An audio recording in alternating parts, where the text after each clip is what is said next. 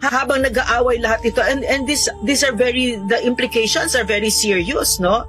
Very serious even in our economy, no? So he's pushing us towards, pero wala kang maririnig sa kanya. So napakalinaw, he has to step down.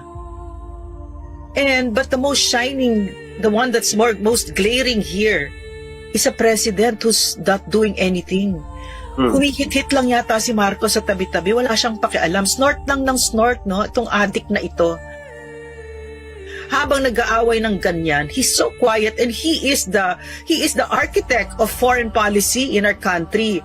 Hindi ka lang drug addict, talagang meron ka pang mga responsibilidad, pero time and again makikita natin wala siyang kakayanang maging pangulo.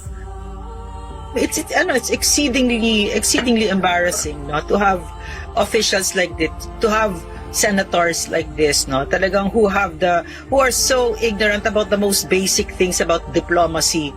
Maganda nga yung pinadala ng DFA sa kanila na pinapaalala sila, 'di ba, na yung courtesy sa ating mga officials ng ibang bansa, 'di ba? Kailangan mo paalalahanin sila kasi nga katulad nung natutunan natin kay Professor Ana, nag-audition kasi itong mga ito for presidency.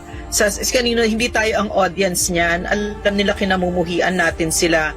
No, ang audience niyan ay si US, ang Uncle Sam, ang CIA, para sila ang gawing presidente or vice president. Yan ang audition ng mga yan.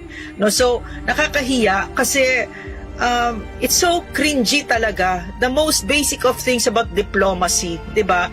And again, no, parang nilulugmok nila ang bansa.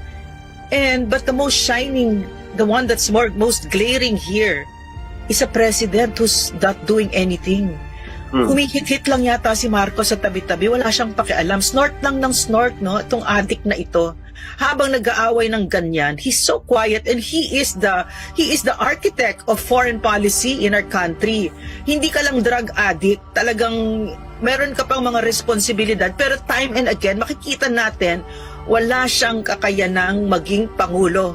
Habang nag-aaway lahat ito, and these are the implications are very serious, no?